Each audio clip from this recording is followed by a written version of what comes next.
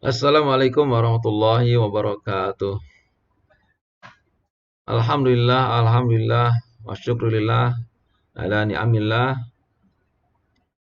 wassalatu wassalamu ala rasulillah wa ala alihi wa sahbihi wa mawalah.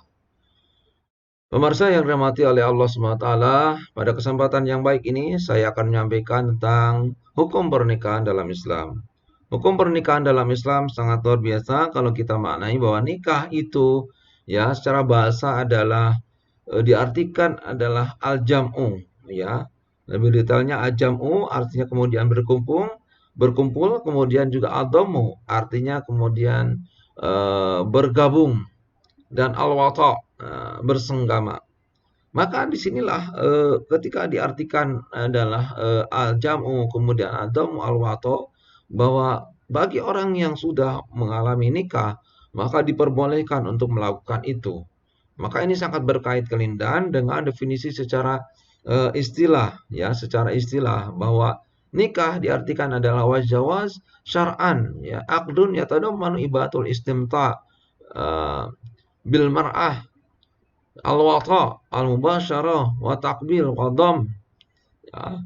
Idakan al-mar'ah ghairu mahramin ya, binasabin au radain au sahrin. Artinya bahwa nikah itu artinya diartikan adalah akad yang mengandung kebolehan bagi seorang laki-laki untuk beristimta, bersenang-senang, bersenggama, kemudian dia bercumbu rayu, bercium-ciuman, bergabung dan aktivitas yang lainnya bagi perempuan yang sudah halal, ya yang sudah halal baginya. Bukan perempuan yang haram karena nasab, ya karena keturunan, karena ada hubungan keturunan. Kemudian karena ada hubungan sepersetuan, kemudian karena ada hubungan kekerabatan. Nah, itulah diartikan nikah seperti itu. Kemudian dasar hukum pernikahan. Dasar hukum pernikahan ada disebutkan dalam surat An-Nur ya, ayat 34. A'udzubillahi minasyaitonirrajim. Wangkihul ayyama minkum wassalihina min ibadikum wa imaikum. Iyakunu fuqara'a yughnihimullahu min fadli. Nikahilah perempuan itu yang sendiri, yang masih single, bukan perempuan yang menjadi milik orang lain. Dan orang-orang soleh di antara kalian ya jadi hamba-hamba sayamu yang laki-laki dan ada hamba sayamu yang perempuan ya. Wa imaikum iyakunu fuqara yughnihimullahu min fadli. Iyakunu fuqara, jika mereka itu fakir, Allah yughnihimullahu min fadli, Allah kemudian akan memampukan mereka ya, karena Allah dari anugerahnya, karena Allah itu maha luas, wallahu wasi'un, maha luas rezekinya, dan Allah juga maha mengetahui. Nah, disinilah dasar Al-Quran. Dasar hadis Nabi disebutkan, ya ma'syarus syabab man istata'a al-ba'at falyatazawwaj fa innahu adghadu lil basar wa ahsanu lil faraj. Wa man lam yastati' fa alaihi bisawm. Ya, fa inna lahu wija'un. Muttafaq alaih. Maka disebutkan di sini, wahai sekalian pemuda, jika kamu sudah mampu menikah, maka menikahlah. Karena dengan menikah itu akan aghaddu lil basar, akan lebih menundukkan pandangan. Kemudian juga akan menjaga kemaluan. Nah, barang siapa yang belum mampu untuk menikah, maka kemudian berpuasa. Karena dengan berpuasa itu menjadi perisai. Nah, inilah adalah ketika orang sudah mampu menikah, menikah. Karena dengan menikah itu ada dua hal yang perlu diketahui. Pertama adalah lebih menundukkan pandangan dan kemudian juga menjaga kemaluan. Artinya bahwa dengan menikah itu bisa menjauhi orang untuk melakukan perbuatan zina. Baik itu disebabkan karena zina mata atau kemudian karena zina adalah disebabkan karena kita tidak bisa menjaga kemaluan. Maka insya Allah dengan menikah itu bagi orang yang sudah mampu, pertama mampu secara biayanya, mampu secara mentalnya, mampu secara kemudian fisiknya memang sudah betul-betul mapan begitu kan. Maka diperbolehkan ya, disunahkan untuk melaksanakan sunnah Rasulullah untuk melangsungkan pernikahan. Pemirsa yang dirahmati oleh Allah Subhanahu wa taala. Maka kemudian di samping itu juga ada syarat orang kemudian untuk melakukan pernikahan. Yang pertama adalah syaratnya ada calon, ada seorang wanita ya, ada seorang wanita betul-betul yang halal untuk dinikahi, ya. Artinya di sini adalah calon perempuan, ya, yang kemudian sudah yang halal, ya, yang halal untuk dinikahi, bukan perempuan yang haram tadi karena apa namanya nasab, karena sepersuan atau karena hubungan kerabat, ya, atau kemudian perempuan yang haram ya dinikahi sementara atau selamanya. Nah, di sini adalah betul-betul perempuan itu ada.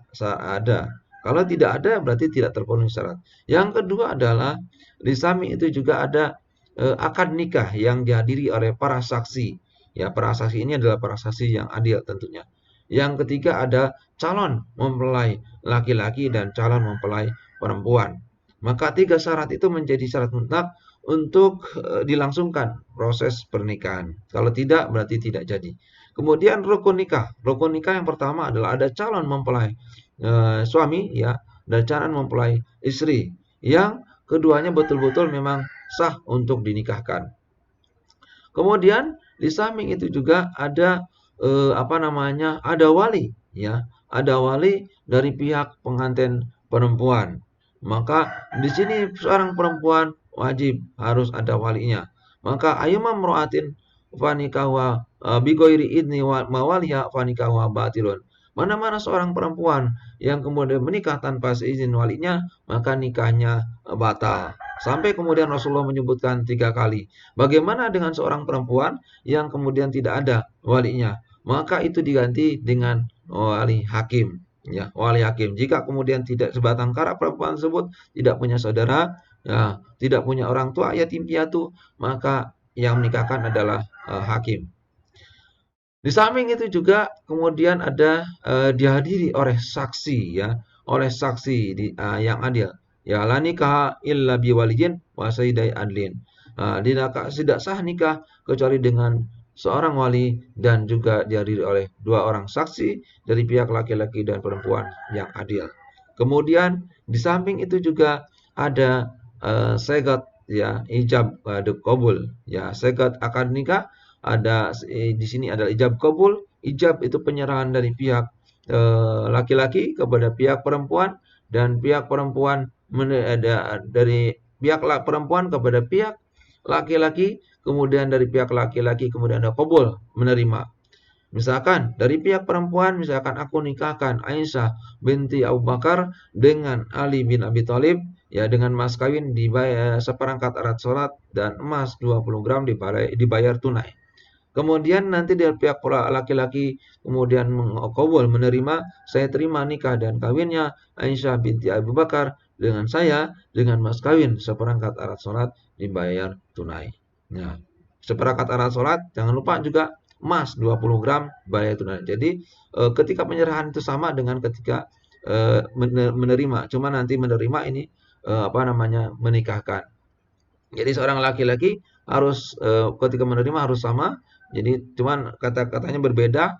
Saya terima nikah dan kawinnya Aisyah binti Abu Bakar dengan saya Ali bin Abi Thalib ya dengan mas kawin seperangkat alat sholat dan emas 20 gram dibayar tunai. Nah, jadi kalau sudah itu maka kemudian akan sah untuk menjadi suami istri. Nah, sudah akad nikah, kemudian apa yang harus dilakukan? Nah, jadi di situ ketika sudah akad nikah, maka kemudian ada lagi yang harus dilakukan adalah apa namanya? Ada walimatul urus. Nah, sebelum akad nikah yang saya lupa, sebelum akad nikah ada kemudian proses-proses yang harus dilakukan. Ketika kita kemudian apa namanya? Ingin melakukan akad nikah. Yang sangat penting adalah di sini adalah al-khitbah ya. Ada istilah dalam menikah itu adalah khitbah, yang kedua walimatul urus. Nah, ketika kemudian mau tadi seperti akad nikah sudah dilangsungkan, sebelum itu ada kemudian proses pelamaran. Proses pelamaran bahkan Rasulullah menyebutkan ada nazar. Nazar itu adalah kita melihat kondisi perempuan seperti apa, ayahnya seperti apa, gitu, ibunya seperti apa, dan juga dia seperti apa. Jangan sampai kemudian sudah menikah itu ketika kita menyesal. Maka di sini diperbolehkan nazar, tapi tidak semuanya dilihat, semua yang biasa terlihat saja. Ya, muka dan kedua telapak tangan. Setelah kemudian nazar dan kemudian kita suka kepada perempuan tersebut, kemudian kita melakukan proses hitbah atau pelamaran. Nah, pelamaran itu kemudian dilakukan oleh pihak laki-laki datang kepada perempuan, kemudian di mana kemudian seorang dari pihak perempuan bertanya kepada anaknya, apakah kamu suka sama laki-laki? Nah, di situ kemudian seorang perempuan, ketika perempuan itu diam, maka diamnya perempuan setuju. Ketika kemudian setuju dan pihak laki-laki juga mengatakan setuju dan suka, maka di sini adalah disepakati akad nikahnya kapan. Tadi akad nikahnya sudah saya sebutkan di awal. Kemudian sudah akad nikah disepakati, nanti kemudian ada proses walimatul urus.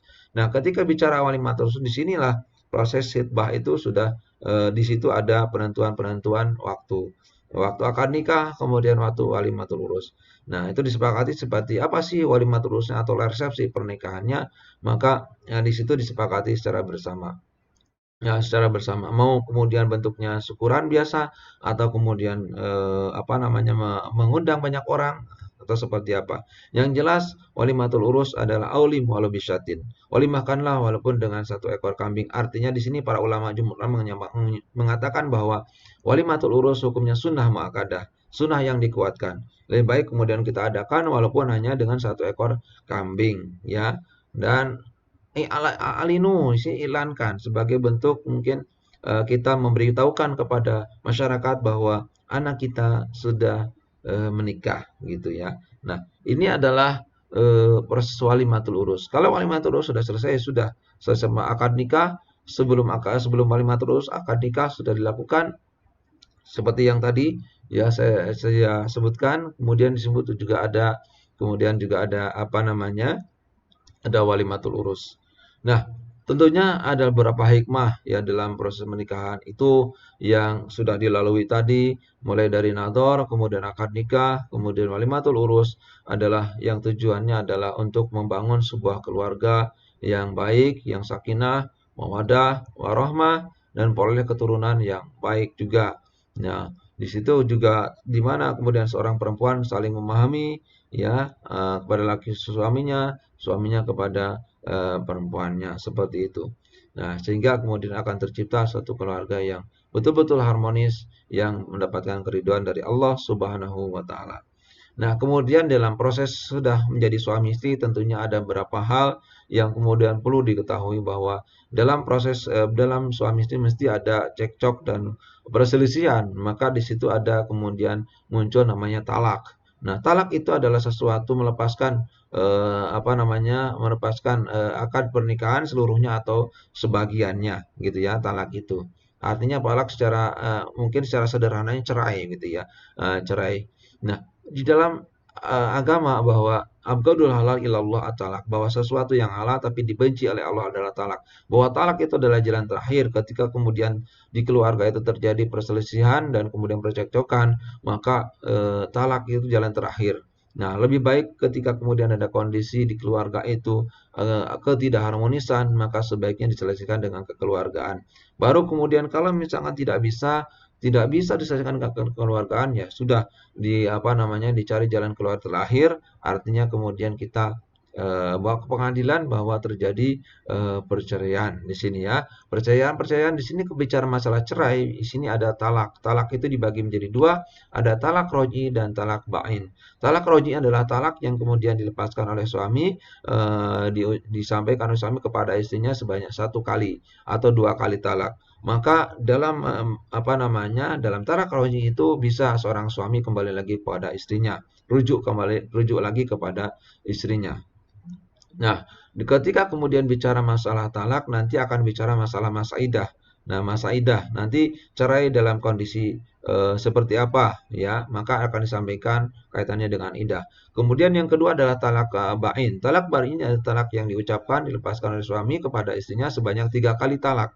Nah, di sini dibagi dua, ada talak bain sugro, ada talak bain kubro. Talak bain sugro adalah talak bain yang kemudian dilepaskan oleh suami kepada istrinya disebabkan karena kondisi yang tidak mungkin atau disebabkan karena kondisi perempuannya melakukan hal kesalahan, ya kesalahan atau karena ada kondisi sakit, ya sehingga kemudian menyebabkan suami mentalak 3 kepada perempuan. Nah, kadang kondisi seperti itu, maka seorang suami tidak boleh rujuk kembali kecuali dengan boleh rujuk kembali dengan akad nikah baru, dengan akad nikah baru. Kalau talak roj'i tidak usah pakai akad nikah baru. Tapi kalau talak bain sugro itu pakai akad nikah baru. Kemudian talak bain kubro. Talak bain kubro adalah talak bain yang dipaskan oleh suami kepada istrinya ya dengan mungkin tidak ada alasan, ya tidak ada alasan, tidak ada ilat, tidak ada alasan, tapi kemudian suami mentalak istrinya gitu ya. Nah, mentalak istrinya dan sampai 3 kali, maka disinilah kemannya sebagai hukuman ya artinya maka kemudian seorang suami tidak boleh rujuk kembali kecuali istrinya tadi dinikahi oleh orang lain atau sudah menikah dengan orang lain, baru kalau suaminya kemudian mau masih suka sama mantan istrinya tadi, maka boleh untuk menikahi lagi.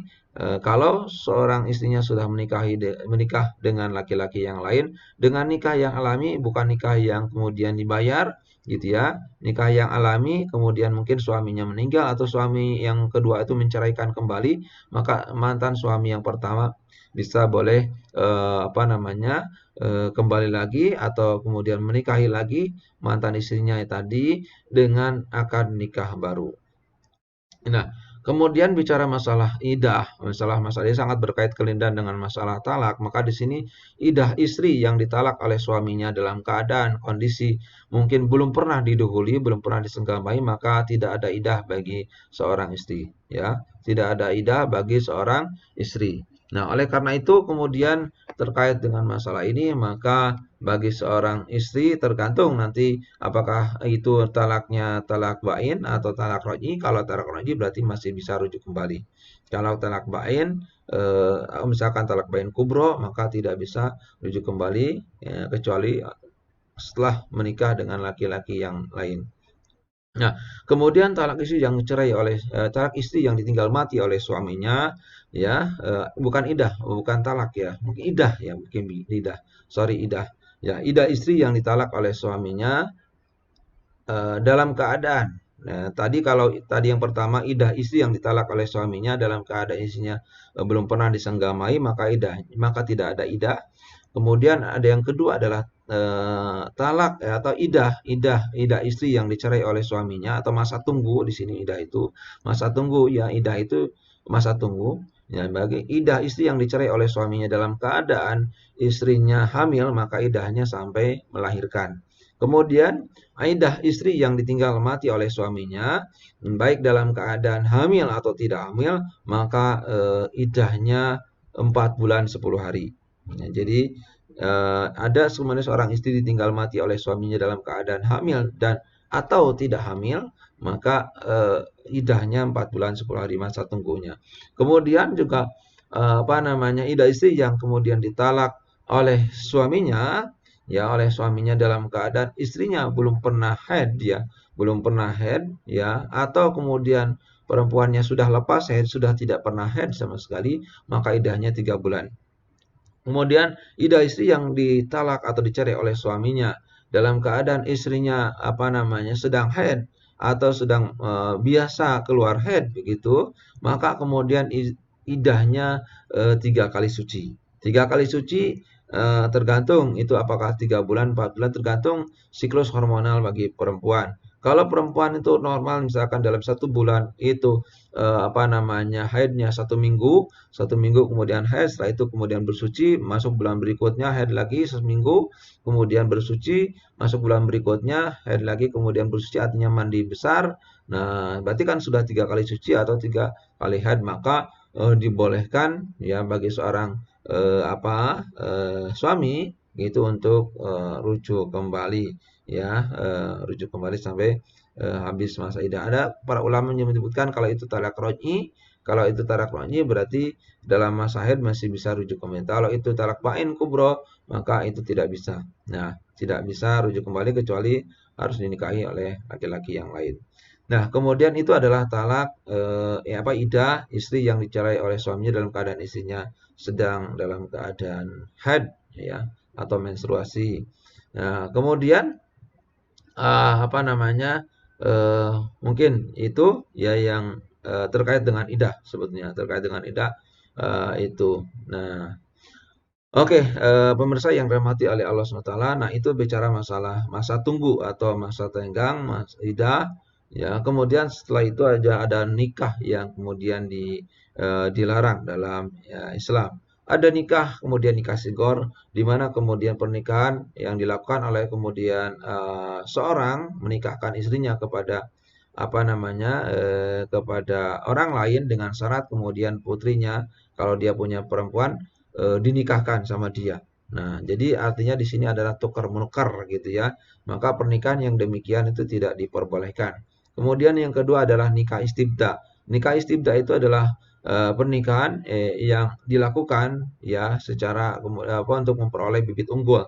Di mana dalam realitasnya seorang suami istri kemudian suaminya menyuruh istrinya untuk menikahi ya, atau menikah lagi dengan laki-laki yang apa namanya yang baik keturunannya, kemudian yang kaya raya ya di situ. Ya, kemudian juga mungkin dari postur tubuhnya luar biasa gantengnya. Nah, di sini eh, jadi seorang perempuan tadi menikah ya disuruh oleh suaminya. Nah, nanti setelah kemudian dia hamil, maka kata suaminya kamu harus balik lagi kepada saya. Nah, nah, nah di situ. Nah, pernikahan yang demikian itu dilarang dalam Islam. Kemudian ada kemudian nikah apa namanya? Selain itu adalah nikah rehat. Nikah rehat itu adalah pernikahan ya pernikahan dilakukan oleh sekelompok orang ya kepada satu orang perempuan di mana kemudian mereka melakukan apa namanya senggama atau kemudian melakukan hubungan seksual dilakukan secara bergantian. Nah, kemudian ada nikah bagoya. Dalam nikah bagoya itu nikah pelacur, di mana kemudian apa namanya seorang laki-laki kemudian menggauli ya satu orang perempuan secara bergantian. Itu nikah pelacur. Kemudian juga ada nikah apa namanya nikah mut'ah. Nikah mut'ah itu adalah disebut dengan kawin kontrak di sini ya. Pernikahan yang dilakukan hanya untuk sementara waktu bisa 1 bulan, 2 bulan, atau seminggu, 2 minggu begitu ya. Nah, hanya sementara. Nah, itu adalah nikah mut'ah atau kawin kontrak dan itu tidak diperbolehkan di dalam Islam. Walaupun nikah mut'ah dulu sebelum terjadinya perang Khaybar itu dibolehkan, tapi setelah terjadinya perang Khaybar Rasulullah melarang nikah mut'ah atau kawin kontrak. Nah, di samping itu juga ada apa namanya, nah itulah apa namanya pernikahan yang dilarang di dalam Islam ya, pernikahan yang dilarang di dalam Islam. Nah, oke teman-teman yang dirahmati oleh Allah SWT. Nah, itulah apa namanya pernikahan di dalam Islam yang itu yang dilarang tadi yang saya sebutkan ada beberapa poin. Selain itu juga ada apa namanya ada nikah uruf ya. Nikah uruf itu adalah nikah yang dilakukan oleh kemudian seorang laki-laki tanpa dihadiri oleh saksi, dihadiri oleh keluarganya, dihadiri oleh walinya, gitu ya. Dan apa namanya ketika kemudian sudah dan tidak diumumkan juga, tidak diumumkan dan apa namanya juga hanya itu antara laki-laki dan perempuan pisah ranjang artinya tidak tidur bareng dan ketika kemudian mereka mempunyai greget untuk kemudian melakukan making love gitu ya, maka mereka kemudian bertemu bersama-sama untuk melakukan hubungan itu. Maka itu suatu yang dilarang ya. Karena apa? Tidak dihadiri saksi, tidak dihadiri wali, tidak diumumkan ya. Nah, artinya tidak ada apa namanya proses akad yang sah menurut ajaran Islam. Kemudian ada nikah badal. Nikah badal itu adalah apa pernikahan di mana kemudian seorang laki-laki apa namanya di mana kemudian seorang laki-laki yang sudah beristri ya apa namanya melakukan tukar menukar istri jadi gantian gitu istrimu kemudian istri saya nanti tidur bareng sama kamu kemudian istri kamu tidur bareng sama saya seperti itu. Nah itu tidak diperbolehkan di dalam Islam. Nah dilarang, sangat dilarang. Oke, pemirsa yang dirahmati oleh Allah SWT, itulah apa namanya sekilas tentang pernikahan di dalam Islam. Mudah-mudahan kita semakin dimudahkan oleh Allah SWT untuk apa namanya menuntut ilmu. Ya, mudah-mudahan dengan ajaran Islam terutama tentang ilmu tentang pendidikan, kita mendapatkan pengetahuan yang bermanfaat ya, sehingga kemudian ini sangat bermanfaat juga bagi kehidupan kita bersama. Terima kasih atas segala kesempatan dan mohon maaf atas segala kekurangan. Assalamualaikum warahmatullahi wabarakatuh.